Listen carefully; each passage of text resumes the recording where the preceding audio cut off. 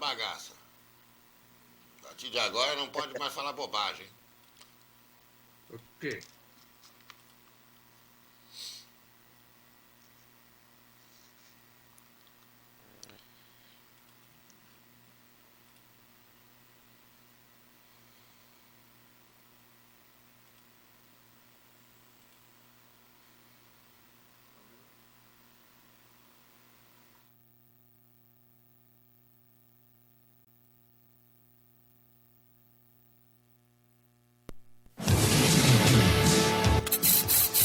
Em cima da hora. Compromisso com a notícia do dia a dia da nossa região. É o desafio agora, no Em Cima da Hora. Prestação de serviço pela cidadania e destaques do melhor que acontece em nossas cidades. Em Cima da Hora. Apresentação: Heraldo Santos, com Sidney Costa e Milton Gonçalves. Bom dia, ouvintes, bom dia, webnautas, bom dia a você que nos vê e ouve aqui pela Rádio da Vila, fazendo mais um Em Cima da Hora, através das nossas estações remotas, aqui os nossos links da Rádio da Vila. E para nos auxiliar nesse trabalho de hoje, já com a presença aí, em vídeo e em áudio, César Antero, nosso comentarista. Bom dia, César. Bom dia, Heraldo. Bom dia, Marcelo, Gabriel, internautas. Mais uma vez, agradeço a oportunidade de estar aqui trabalhando e levando os meus comentários, as minhas ideias a todos os nossos ouvintes, telespectadores, numa semana tão importante de quarentena e muita bobagem dita pelo ar aí. Muito bem, lá no estúdio, na nossa unidade central, Marcelo Medrado, com assistência técnica do Gabriel Cavalcante. Bom dia. Bom dia, Heraldo. Bom dia, César. Bom dia aos ouvintes da Rádio da Vila. Muito bem, e ontem o presidente Jair Bolsonaro foi à Rede Nacional de Rádio e Televisão para mais um pronunciamento que continua causando polêmica. Em pronunciamento da nação, às 20h30, em Rede Nacional de Rádio e TV, o presidente criticou algumas autoridades que devem abandonar o conceito de terra arrasada, a proibição de transporte, fechamento dos comércios e o confinamento em massa. Segundo ele, não há motivo para fechar escolas, uma vez que o grupo de risco é composto por também pessoas com mais de 60 anos. Diz ele, são raros os casos fatais de pessoas sãs, com menos de 40 anos. Embora critique as medidas, Bolsonaro disse que deve haver extrema preocupação em não transmitir o vírus para outras pessoas. Ele disse que, no seu próprio caso, se fosse infectado, não precisaria se preocupar por causa de seu histórico de atleta e pegaria, no máximo, uma gripezinha. Bolsonaro disse que a agência reguladora dos Estados Unidos e o Hospital Albert Einstein estão buscando comprovação da cloroquina para o uso das pessoas com o Covid-19. Por fim, prestou homenagem aos profissionais de saúde. Daí, César Antelo, o mundo inteiro em quarentena, o presidente diz que não, que tem que abrir e tal. Como é que fica essa situação, hein? O que a gente faz? Então, vamos seguir os números. Mundialmente falando, na realidade, a pandemia, que é pelo vírus que está sendo transmitido no mundo inteiro, ela está provocando o quê? O grande medo dos governos, para não ser uma Itália, que não tem estrutura para atender todo mundo ao mesmo tempo.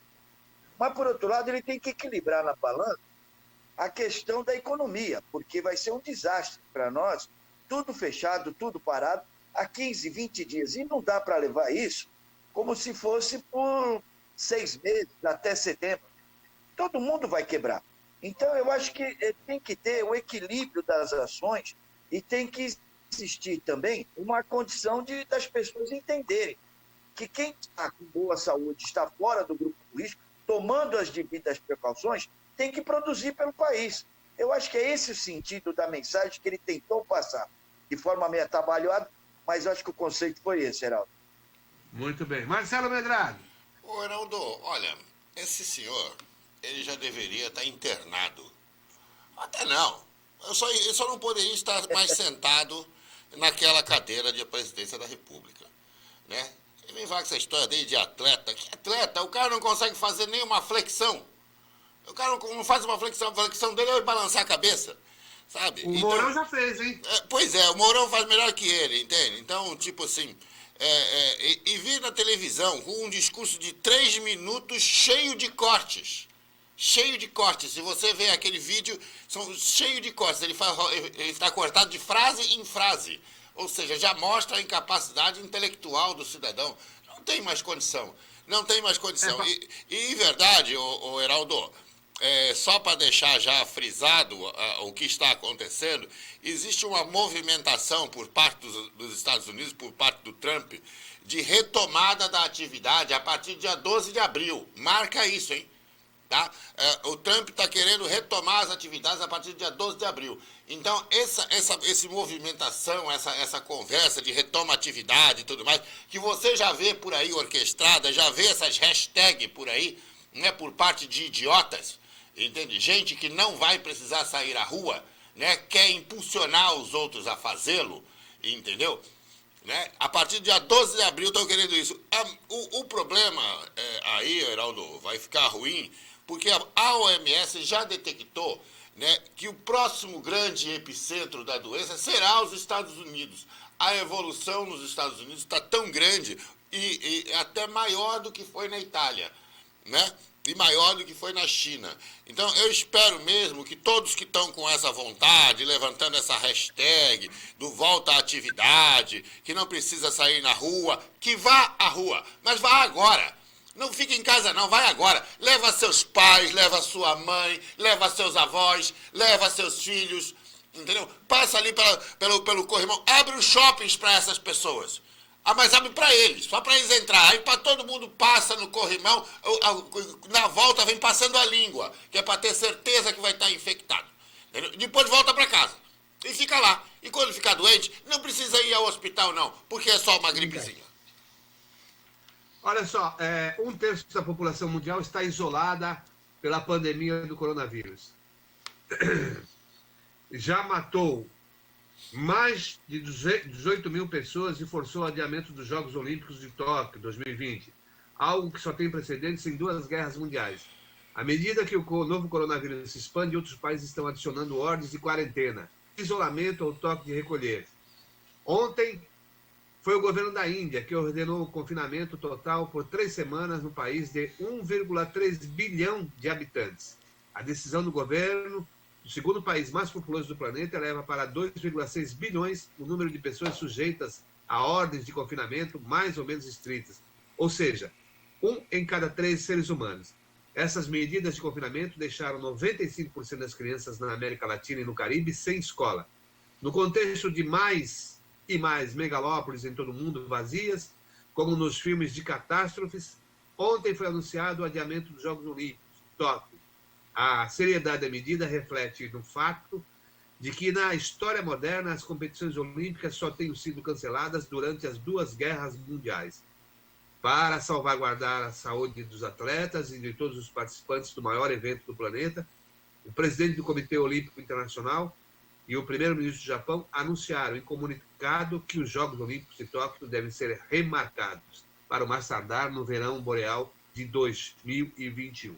Daí, o mundo inteiro, e o homem disse que não vai para a rua, abre tudo, volta transporte, volta tudo. Isso aí realmente dá um nó na cabeça da população, viu? Dá sim. Mas o que eu entendi das falas dele não é para todo mundo ir para a rua.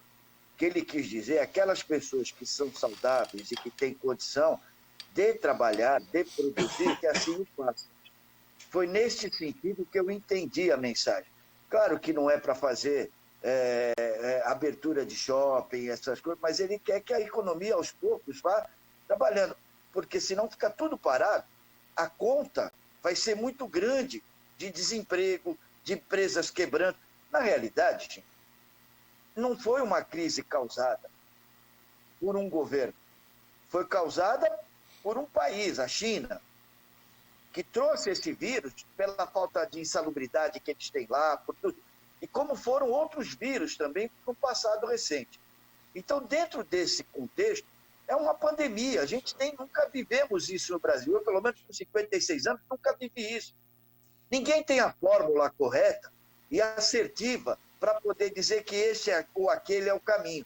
Nós temos que ir trabalhando, nós temos que ir lutando, nós temos que nos defender com aquilo que nós vamos conhecendo e sabendo. E os números estão aí para mostrar. Nós temos hoje cerca de 2 mil no Brasil. Uma população de 200 milhões, 210 milhões, veja, é diferente. Então, é dentro desses números, por enquanto, que nós estamos... Agora, o medo de que essa curva aumente e a próxima semana seja, de fato, próximo mês, uma desgraça à saúde pública, ela é premente, ela é existente, ela é real. Então, claro que não é momento de ninguém ir para a rua, mas eu tenho que ir numa encruzilhada. A economia vai ficar difícil se ficar todo mundo sem produzir. O como produzir é que é a criatividade. Tem uma palavra que diz assim, crise.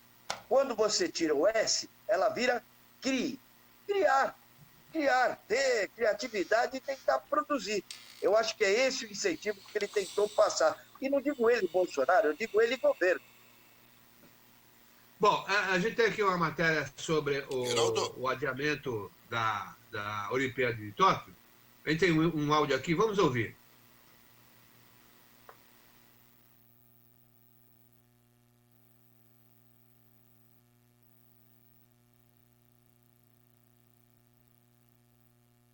As Olimpíadas e as Paralimpíadas de 2020 em Tóquio foram adiadas para 2021 devido à pandemia do coronavírus. A decisão foi tomada nesta terça-feira pelo Comitê Olímpico Internacional, em conjunto com as autoridades japonesas. Segundo o COI, a nova data para a disputa da competição será em data posterior a 2020, mas o mais tardar no verão de 2021. De acordo com o comunicado publicado pelo COI, os representantes da entidade e as autoridades japonesas concordaram que os Jogos Olímpicos de Tóquio poderiam ser um farol de esperança para o mundo durante esses tempos conturbados e que a chama olímpica poderia se tornar a luz no fim do túnel em que o mundo se encontra atualmente. Foi acordado entre as partes que será mantido o nome de Jogos Olímpicos e Paralímpicos Tóquio 2020. Diversos países já haviam se posicionado sobre a realização da Olimpíada neste ano. O Canadá havia anunciado que, caso a competição fosse mantida para esse ano, o país não iria enviar atletas ao Japão. A Noruega também informou que poderia seguir a medida. A Austrália, prevendo o adiamento da competição, pediu aos seus atletas para se prepararem para a Olimpíada de 2021. O Comitê Olímpico e Paralímpico dos Estados Unidos também havia apoiado o adiamento da Olimpíada. Reportagem Paulo Henrique Gomes. Bom, tá aí o Paulo Henrique Gomes trazendo essas informações sobre o adiamento da Olimpíada e das Olimpíadas e das Paralimpíadas para 2021. Agora, você pega os jornais de hoje, o Marcelo, o César, ouvintes, você pega o jornal Tribuna de hoje e está lá assim, ó, vacinas em Santos duram somente hoje. O reforço de 20 mil doses da vacina contra a gripe H1N1, H3N2 e B para idosos em Santos deve acabar hoje mesmo, ou numa projeção mais otimista até amanhã de manhã, segundo a Secretaria Municipal de Saúde. A imunização foi enviada pelo governo estadual e será aplicada nas 31 policlínicas da cidade das 7h30 às 16 horas. Isso aqui é um absurdo sem precedentes, não tem explicação isso. Como é que você mobiliza uma população, principalmente a população de idosos acima de 60 anos, para que vão às policlínicas, às unidades de saúde e não tem vacina? O Marcelo Medrado tem toda a razão quando diz que esse prefeito é um ladrão de sonhos. Quer dizer, mobilizar a população numa fase dessa, numa crise maluca como essa.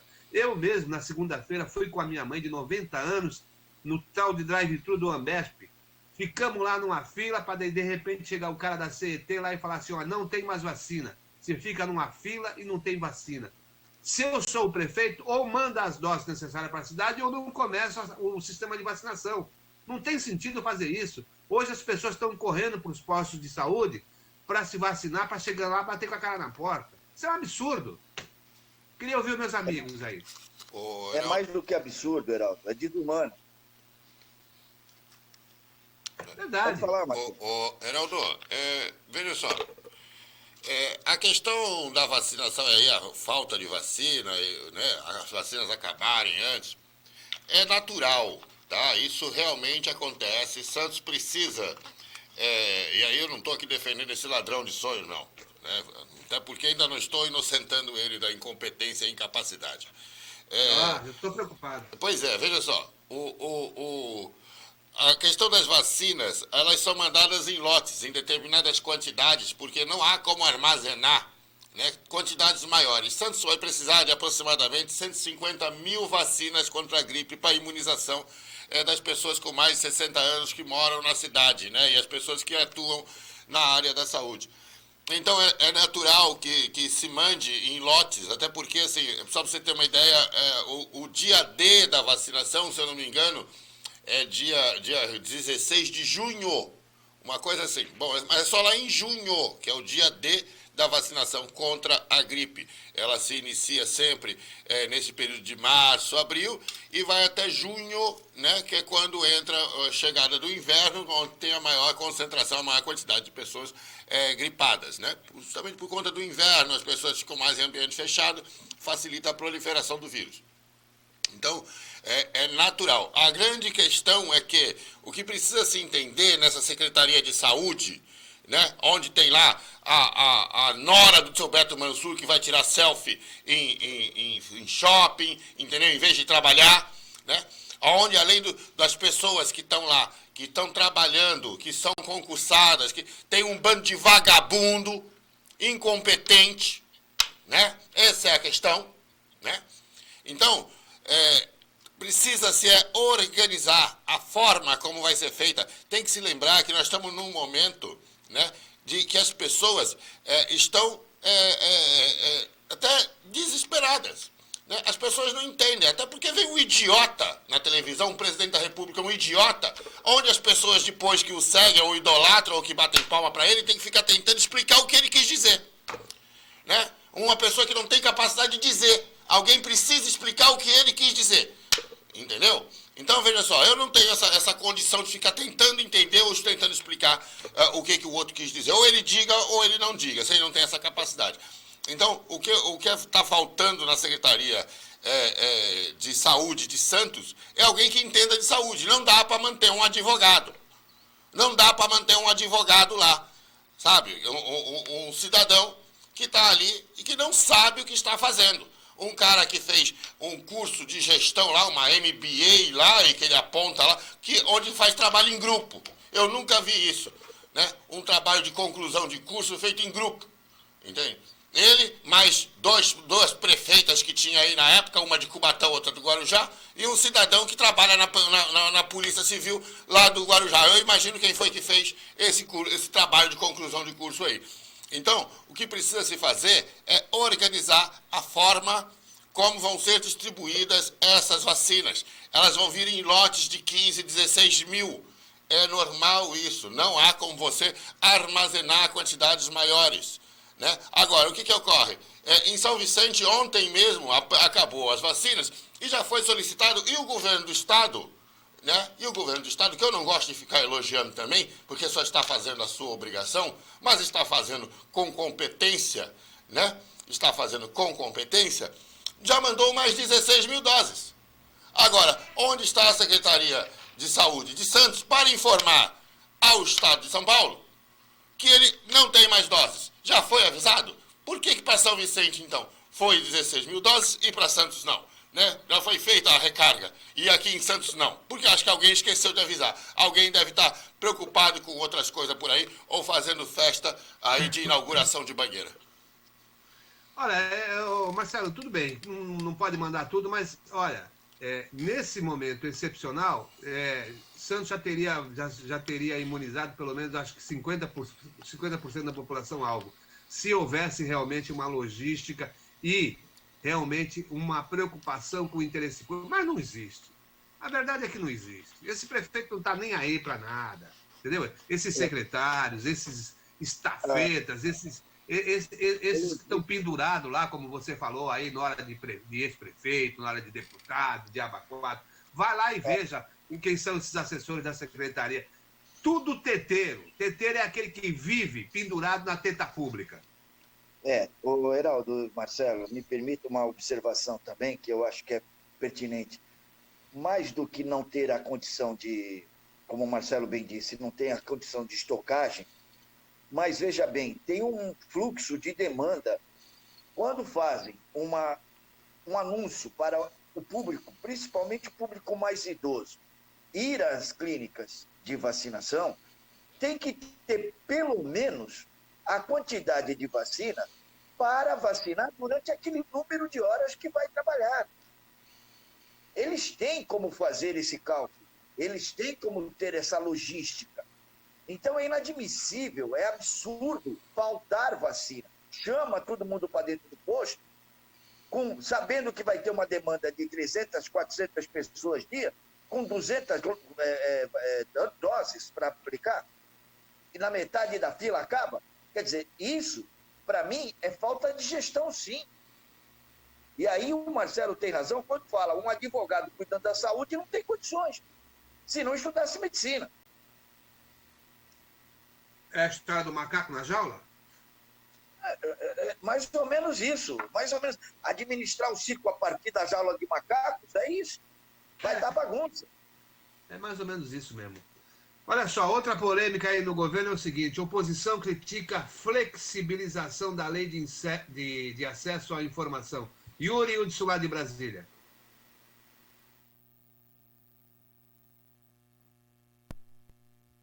O presidente Jair Bolsonaro editou uma medida provisória que desobriga temporariamente órgãos da administração pública de dar resposta a parte dos pedidos formulados por meio da Lei de Acesso à Informação. A MP trouxe mais uma polêmica para o governo federal. No texto, o executivo disciplina que ficam suspensos os prazos de atendimento cujo pessoal esteja submetido à quarentena, teletrabalho ou regimes equivalentes e que necessariamente dependam de acesso presencial do servidor que vai analisá-la. Mas, no Congresso, a proposta foi encarada como uma tentativa de cercear o acesso às informações. O líder da minoria na Câmara, José Guimarães, do PT, acredita que a medida não terá apoio do parlamento. Ou qualquer cidadão brasileiro tem o direito, sim, de receber todas as informações da administração pública. Isso, a lei da informação, de acesso à informação, é ancorado no princípio da transparência pública. Portanto, essa medida provisória é mais um absurdo que nós vamos ter que derrotar. Tudo isso que o Bolsonaro está fazendo, ele quer sonegar a informação. Essa medida provisória, na prática, é isso. A rede prepara uma ação direta de inconstitucionalidade contra a MP. Em defesa do governo, a Controladoria Geral da União divulgou por nota que, se for possível responder de forma digital, isso será feito normalmente dentro dos prazos da lei e que a MP não compromete esses casos. Agência Rádio Web de Brasília, Yuri Hudson. Muito bem, eu acho que essa restrição à chamada Lei de Acesso à Informação é a chave que faltava e ela se soma àquela outra dos chamados decretos de calamidade pública. A partir do momento que se decreta essa calamidade pública, os governos podem fazer o que quiserem. Né? Contrata sem licitação, chama um amigo do rei. E, aliás, aqui, o que tem de amigo do rei aqui nas prefeituras aqui da região é um absurdo. Quer dizer, então, já que pode contratar sem licitação, chamar os amigos do rei e não tem que dar satisfação para ninguém, tá do jeito que eles gostam, tá do jeito que os corruptos gostam. Pois é, Diga, Marcelo. Pois é, Heraldo. Essa brincadeira aí de suspender, né, a questão da lei da informação, né, do acesso à informação, é absurdo, não tem nem sentido. Né? A não ser que você seja um corrupto canalha, né? Porque você querer barrar, né, que as pessoas saibam o que está acontecendo, o que está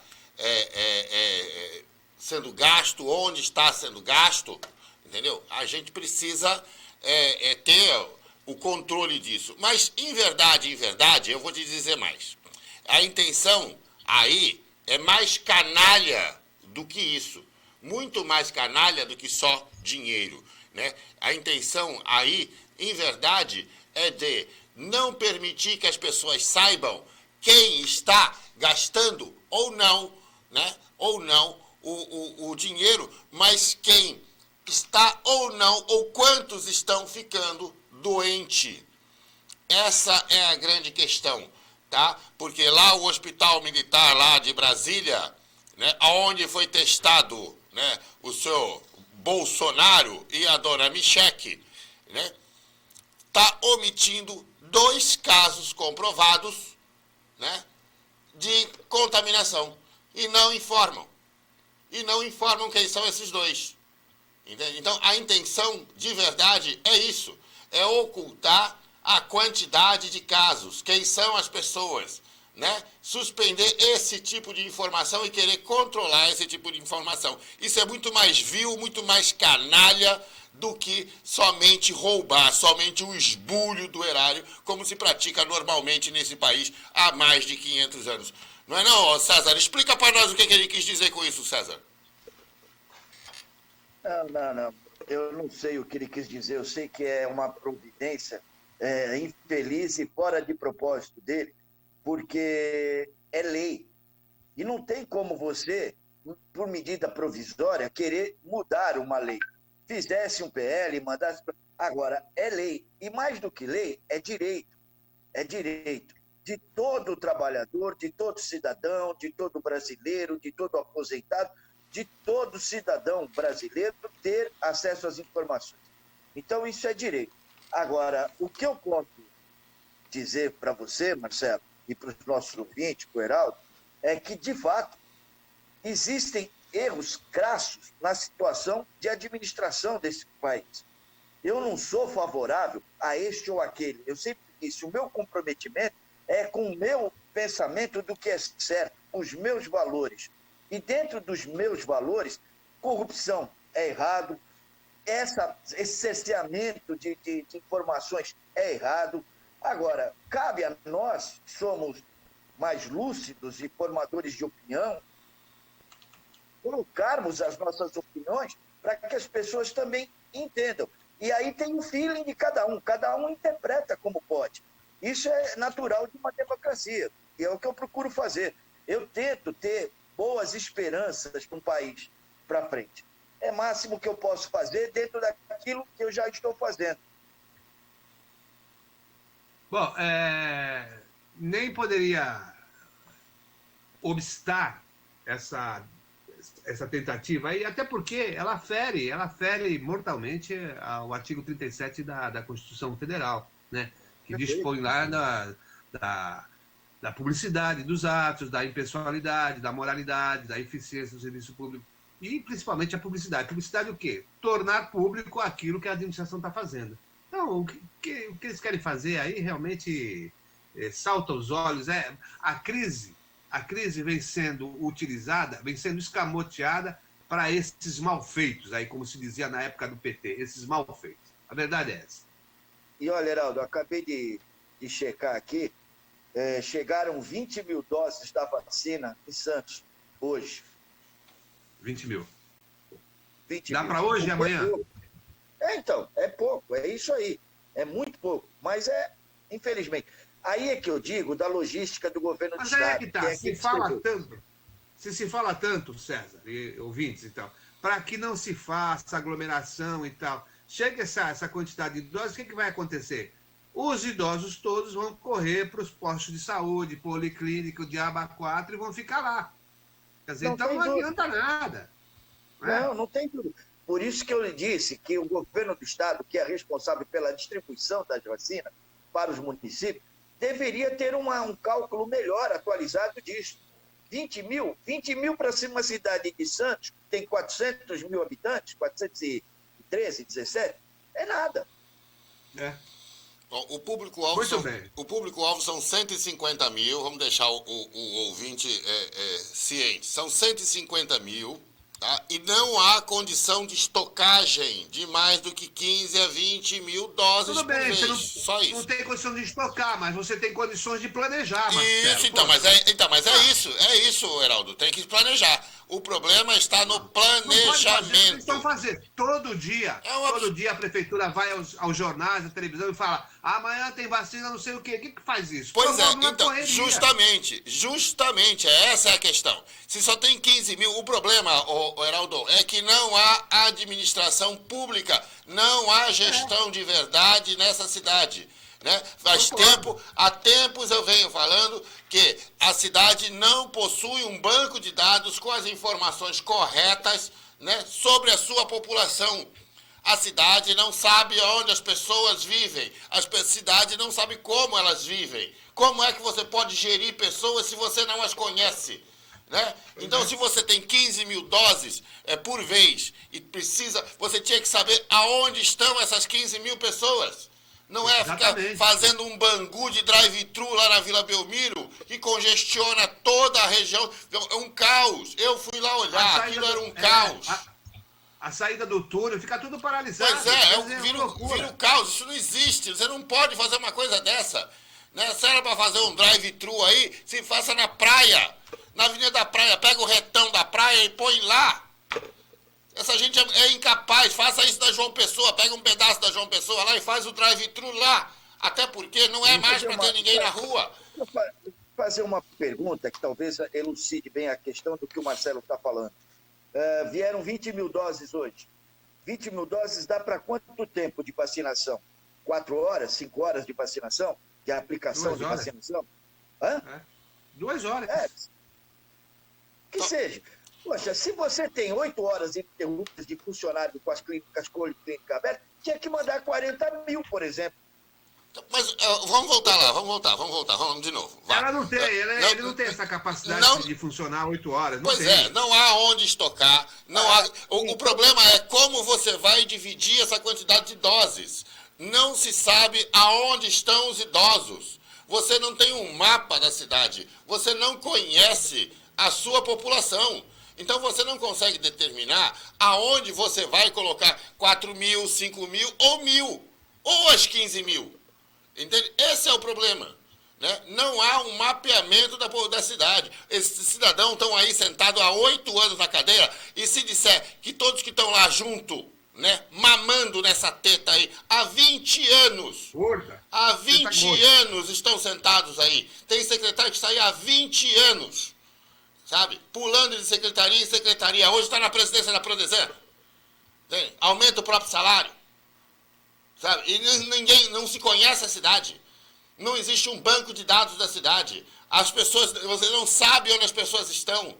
Você não conhece a sua população. Como é que você vai gerir pessoas? Administrar uma cidade também é gerir pessoas. Esse cidadão não tem competência nem para gerir uma lojinha de secos e molhados, como diria o Fernando Collor. Mas para emitir carnê do IPTU com atualização, porque o cara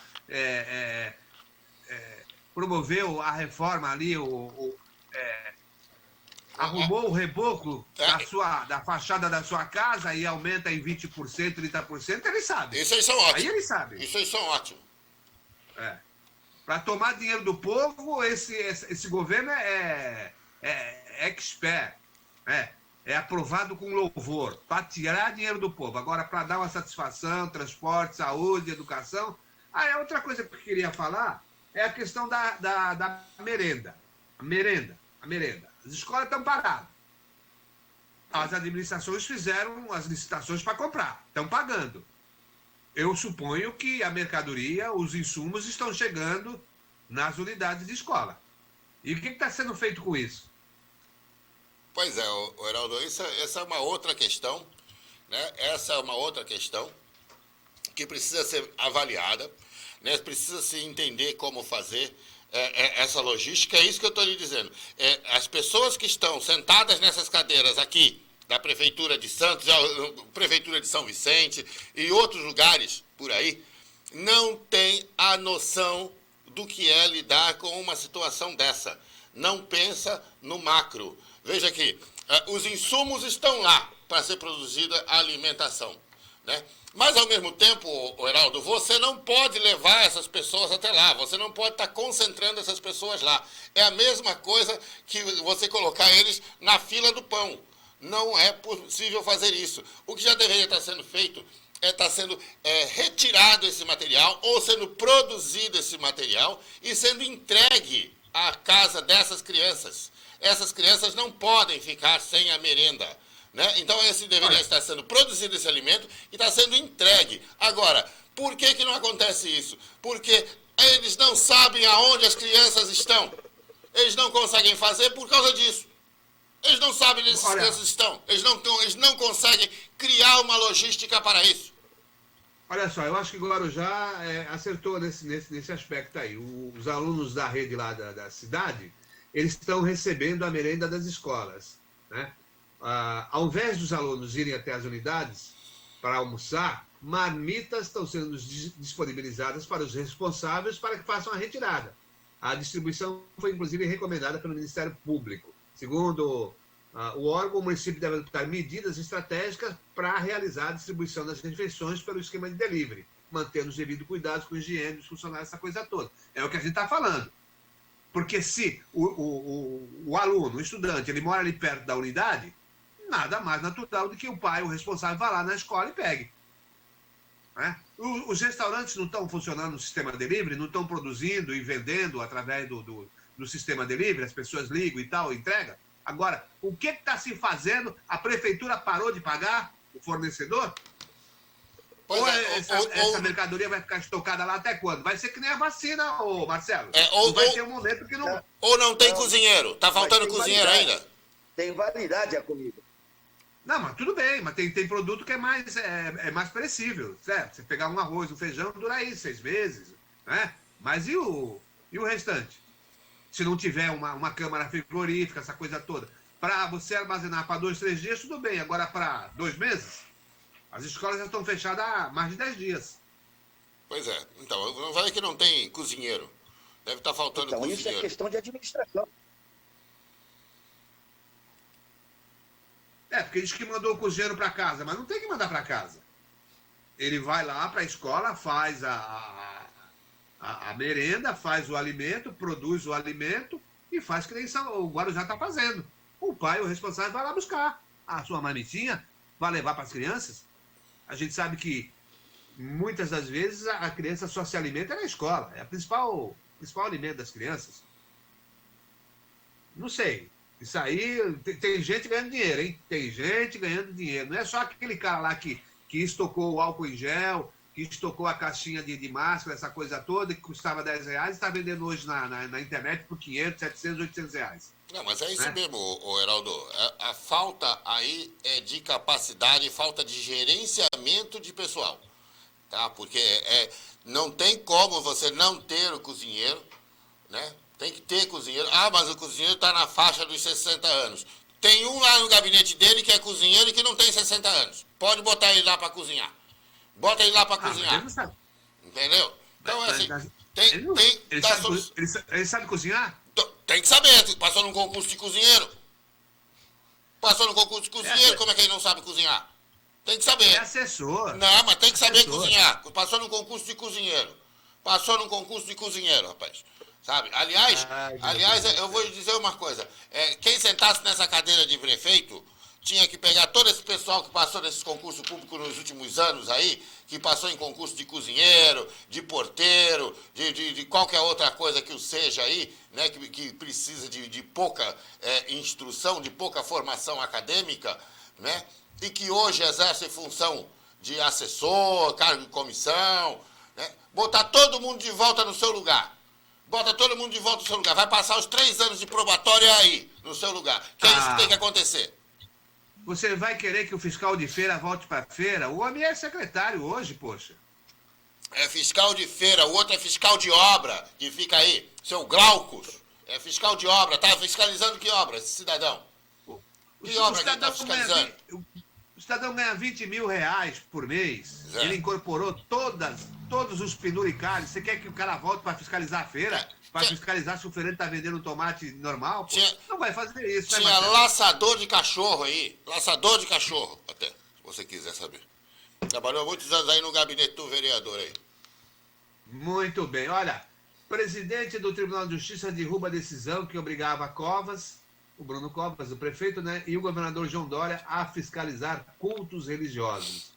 O presidente do TJ, desembargador Geraldo Francisco Pinheiro Franco, derrubou a decisão que obrigava a prefeitura e o governo estadual a adotar medidas para suspender cultos religiosos no combate ao novo coronavírus. A decisão, ela não afasta a recomendação para que não se realizem os cultos. Ela é no sentido de impedir que a prefeitura e o governo do estado mandem lá um fiscal para multar, né, o templo religioso, essa coisa toda.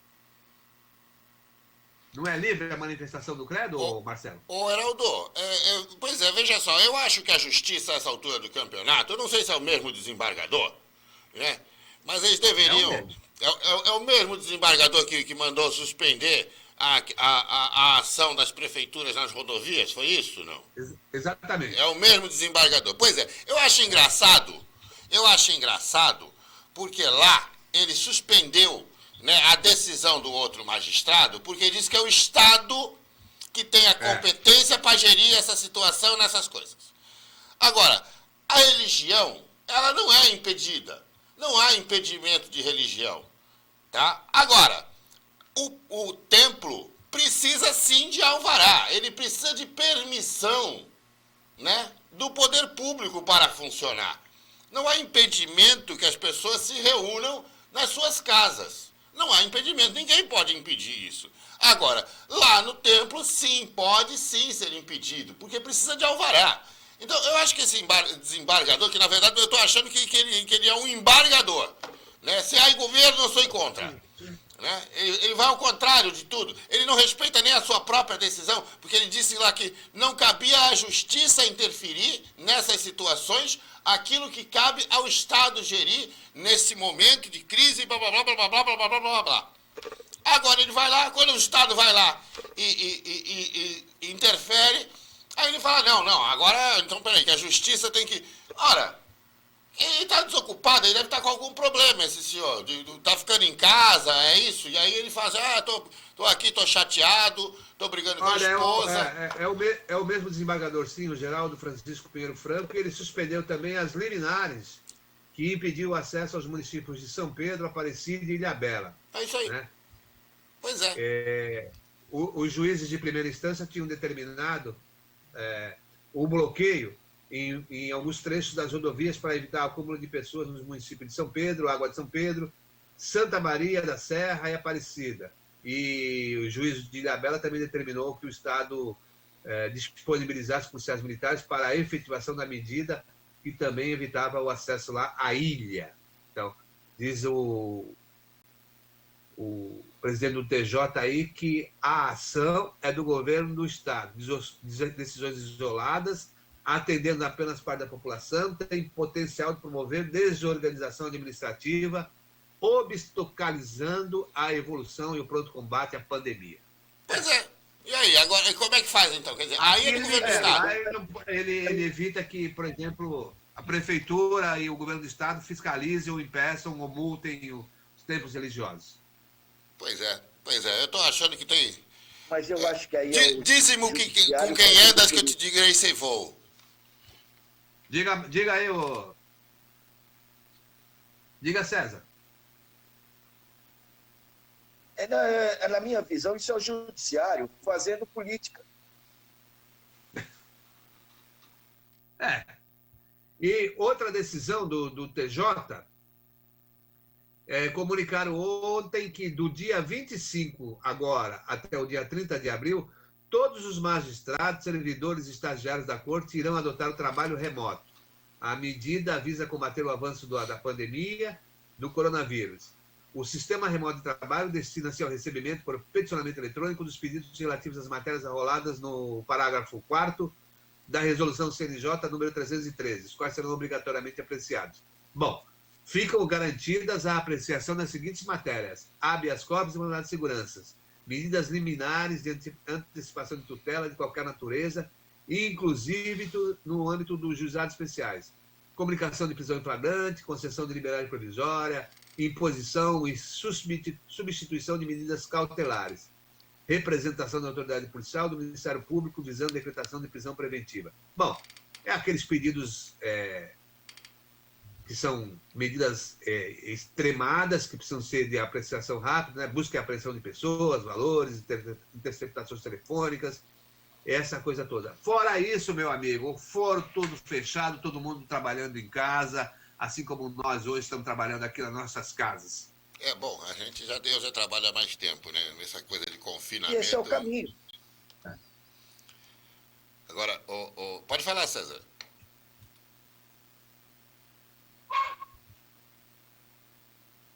Diga, César. Bom, volta, Marcelo. Que nós vamos ter que seguir. A humanidade está caminhando para a tecnologia. O relacionamento humano cada dia menor. Pois é. Não, mas a questão aí, Heraldo, complementando aí o que você está dizendo, para que as pessoas que estão aí nos entendam, né? É como se o fórum lá, a justiça, tivesse entrado naquele período de final de ano, de recesso, que a gente já está acostumado, né? Que é aquele período de recesso, os magistrados vão curtir a sua família, e aí só tem o esquema de plantão, né? É o plantonista, onde não tem contagem de prazo, né? E só é exercido aquelas situações onde existe o perigo in mora, né? O perigo da demora. Mas o grande problema é o seguinte, eu acho que não deveria suspender prazos em algumas situações, até porque há pessoas, há processos findos, há processos em que já tem liquidação incontrovérsia de valores e as pessoas precisam receber. Quer dizer, houve uma medida aí no final da semana passada, suspendendo os prazos por quase 30 dias. Então, aí não se emite as ordens de levantamento e como é que faz? Então, essa é uma questão, porque, assim, na verdade, o que o CNJ baixou, né, na semana, dia 23, né, foi dia 23, de 23 ou 22, que baixou essa resolução aí, não levou em consideração essas situações e simplesmente fez o quê? Fez o Ctrl-C, Ctrl-V, né, É verdade. na resolução como chama, de recesso, né? Do recesso. Então, como se realmente fosse um recesso, o que não é um recesso, é uma situação ímpar e precisa ser analisado com presteza de que forma que vai se agir, inclusive em outras situações. Porque periga, o problema é que está perigando que o legislativo comece a interferir no andamento da questão processual, inclusive, tá? Porque existe já um projeto que já para ser votado essa semana com urgência, né, na Assembleia Legislativa, que vai suspender, né, durante todo o período da pandemia e por mais 90 dias, todos, né, os processos que digam respeito à emissão de posse, a despejo, tudo. Vai parar tudo por 90 dias, né? Pelo período da pandemia é mais 90 dias. Né? Então, veja só, é claro que existe um perigo e se sabe que existe esse risco de começar a ocorrer muitas ações de despejo, muitas reintegrações de posse, justamente por quê? Porque nós sabemos que nós vamos passar por um período econômico muito difícil. Nós vamos passar por um período econômico muito difícil. E a justiça, ela já deveria, ela mesma por si própria, né, estar regulando essa situação, né, com resoluções, com essa situação. Estamos esperando o legislativo atuar sobre o judiciário. É verdade. E eu volto a insistir, essas questões já definidas, com valores incontroversos, isso aí os juízes têm que atentar e têm que publicar para ter eficácia. Do contrário, meu amigo, do contrário, a gente só vai estar piorando a crise, porque como é que vai ficar essa parcela significativa de pessoas aí? Eu não falo só da questão dos advogados, as pessoas precisam receber também. O cara que tem um crédito, Não vai receber por quê? Vai ficar suspenso aí 60, 90, 80 dias? E fora isso, como é que ele vive? E muitos créditos já pode já até estar depositado, só precisa ir lá e pegar a guia de levantamento. Exatamente. Esses valores já estão no banco. É só emitir a guia e pronto. Autorizar o pagamento. Hoje é tudo online. Não tem sentido ficar suspenso esses prazos. Não tem sentido suspender a eficácia. Poxa, esse período vai contar novamente no recálculo? Pois é. Aí não é justo, nem para quem recebe, Pois é. e nem para quem está pagando, porque quem pagou já depositou. Sim. Você não pode sobretaxar o cara que já pagou. Ele depositou lá, pronto. É. Se o credor não recebeu, a culpa é do judiciário, não é do devedor que já pagou. Tem isso. Realmente nós precisamos de uma atenção maior. Olha, mas em meio a toda essa crise aí, um setor que está, pelo menos, conseguindo sobreviver é o comércio eletrônico. A gente tem uma matéria, o Renê Almeida. Gabriel, Renê Almeida, pandemia aumenta a demanda no comércio eletrônico.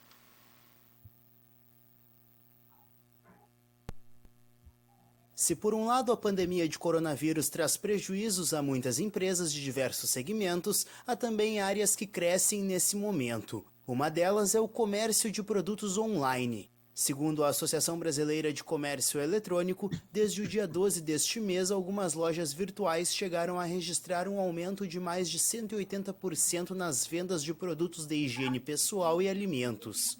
O CEO e cofundador do aplicativo Eu Entrego, Vinícius Pessim, revela que os produtos mais pedidos são alimentos, remédios e artigos para pets. A gente teve uma explosão de utilização do serviço. A gente costumava colocar na plataforma à disposição aproximadamente 150 entregadores autônomos por semana. Hoje a gente já disponibiliza a cada semana mais 1.500 entregadores nas 110 cidades do país onde a gente está operando. O app é voltado para varejistas que ainda não possuem serviço de vendas online ou que têm pouca estrutura de entrega. Pessim destaca que os entregadores são orientados a usar álcool gel ao pegar e despachar cada produto. O publicitário Pedro Camper também tem adotado medidas de higiene ao usar aplicativos de entrega. Se eu compro alguma coisa pequena, peço para ele deixar pendurado ali na grade de casa, ele sai, eu pego.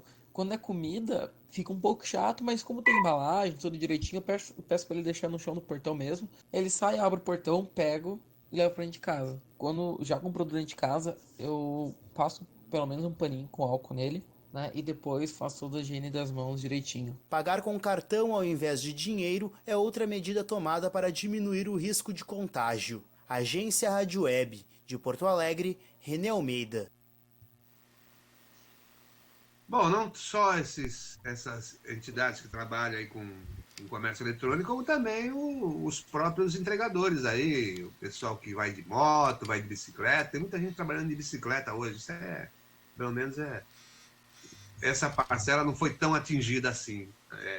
E a gente sabe que os informais, esses estão sofrendo muito, né? Os ambulantes, esse pessoal está sofrendo muito. Não tem efetivamente onde trabalhar.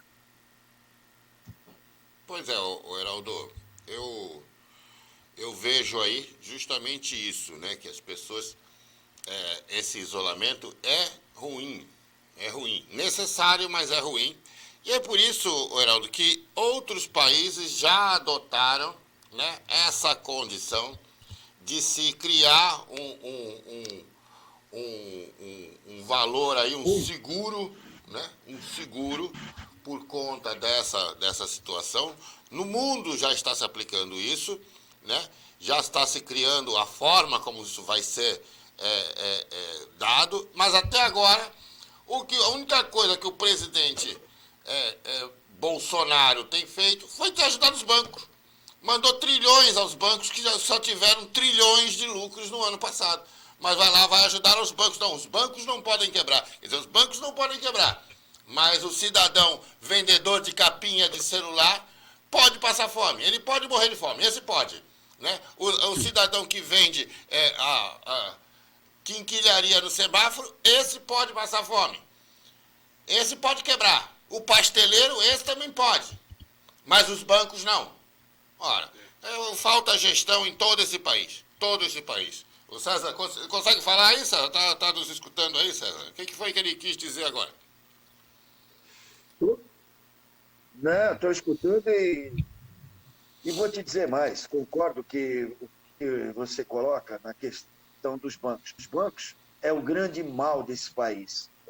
Tinha que ter uma nova visão política, administrativa do que é ser banco, do que é o serviço de banco.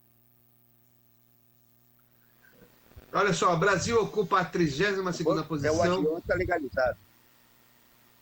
O Brasil ocupa a 32ª posição entre 153 países no ranking de felicidade da ONU. A Organização das Nações Unidas, a ONU, divulgou na sexta-feira o Relatório Mundial de Felicidade. O Brasil está na 32ª posição, a mesma posição ocupada no ano passado. Na primeira edição do ranking, lançada em 2012, o país ocupava o 25º lugar. Nos anos seguintes foi melhorando, até alcançar o 17º posto em 2016.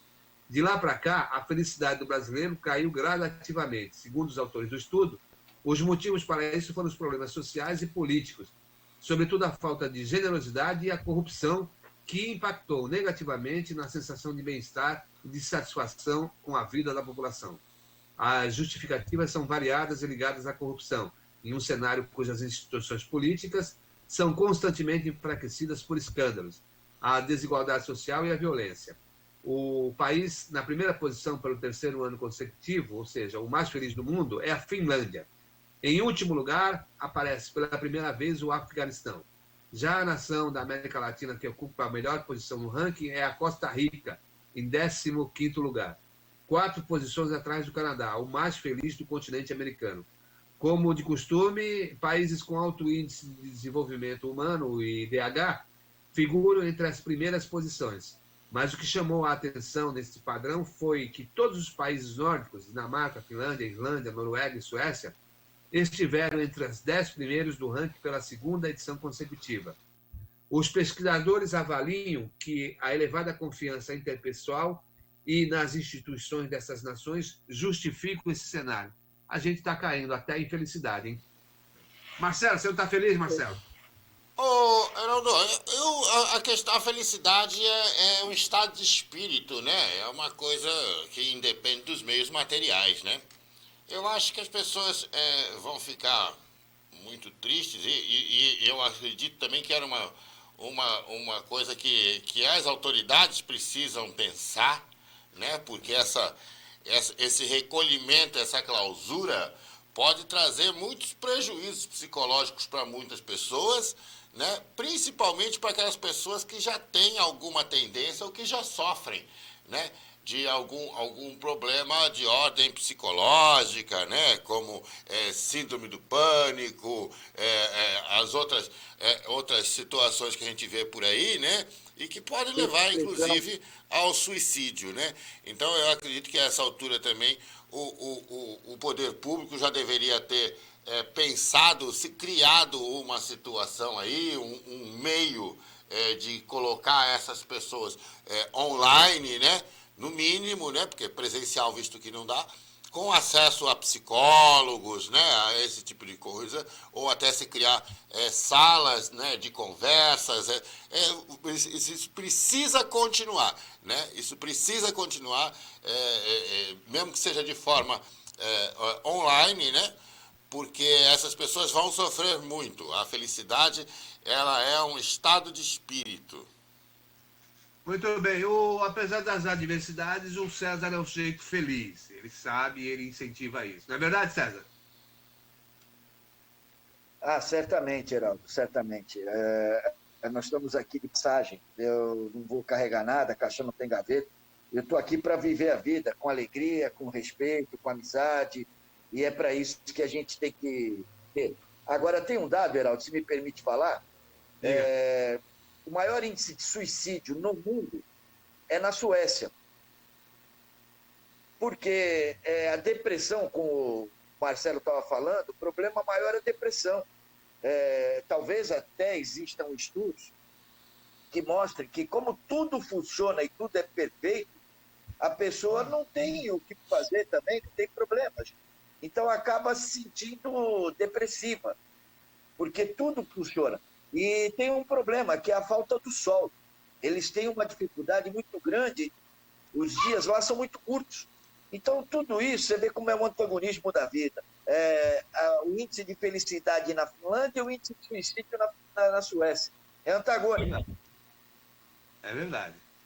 Por isso que é necessário, né, compatibilizar todas essas questões. E agora, infelizmente agora, né, em que está, de certa forma, vedado, né, a circulação dos povos, as pessoas não podem mais circular por aí, nações, territórios, essa coisa toda, a gente pode ter, no ano que vem, certamente esse ranking vai ser alterado significativamente, bem para pior.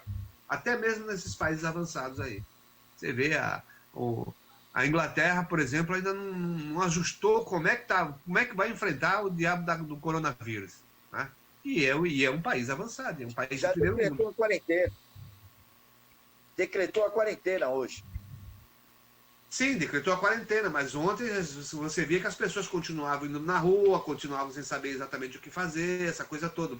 Acho que não acreditaram muito, né? Mas quando começa a crescer o problema na França, não falo nem na Itália, né? Aí eles começam o primeiro-ministro lá percebeu que a coisa é séria. É porque eles estão numa linha muito tênue entre equilibrar a saúde e a economia. Essa é a grande questão hoje para o mundo. Muito bem. Bom, a gente já vai encerrando aqui o Em Cima da Hora de hoje, com uma recomendação para as pessoas que estão pretendendo se vacinar contra a gripe. O melhor a fazer é dar uma ligadinha para a policlínica, para o posto onde vai haver a vacinação, para que você não saia de casa e não bata com a cara na porta, como tem acontecido nos últimos 3 dias aqui na cidade. Dá uma ligadinha, pergunta, vê qual é o horário melhor para você ir, se vai ter vacina, se não vai ter, se é melhor esperar um pouquinho mais, para evitar até aborrecimento. Ô César, obrigado pela participação hoje aí online no nosso programa, e a gente vai continuar trabalhando dessa forma até a normalização do sistema. Eu que agradeço, Heraldo, e dando uma dica aí para os nossos internautas, aqueles que ligarem para o posto de saúde, se arrumem primeiro, liguem e vejam, tem a vacina? Saiam de casa correndo para ir vacinar. Porque se deixarem para ligarem, perguntarem se tem a vacina e forem se arrumar depois, quando chegarem para vacinar, é capaz de ter acabado. Bom dia. Marcelo Medrado, bom dia, obrigado pela participação mais uma vez aqui no Em Cima da Hora, aí você na unidade sede da Rádio da Vila. Bom dia, Heraldo, para você, fica com Deus, bom dia para você, ô César, fique com Deus aí, e um bom dia a todos os nossos ouvintes, que Deus esteja com todos nós, e vamos que vamos. Amanhã estamos de volta, não sei se participo aqui direto do estúdio, mas o estúdio estará aqui, a Rádio da Vila estará aqui e nós não vamos parar porque o nosso compromisso é com a informação. Obrigado, Heraldo. Você é essencial, presencialmente ou nas estações remotas, você está sempre participando. Obrigado a todos, obrigado Rafael, obrigado ouvintes, obrigado webnautas, e amanhã estaremos juntos aqui novamente na Rádio da Vila, edição online, para mais com a mesma prestação de serviço, a mesma informação certa, segura e com opinião abalizada. Até amanhã.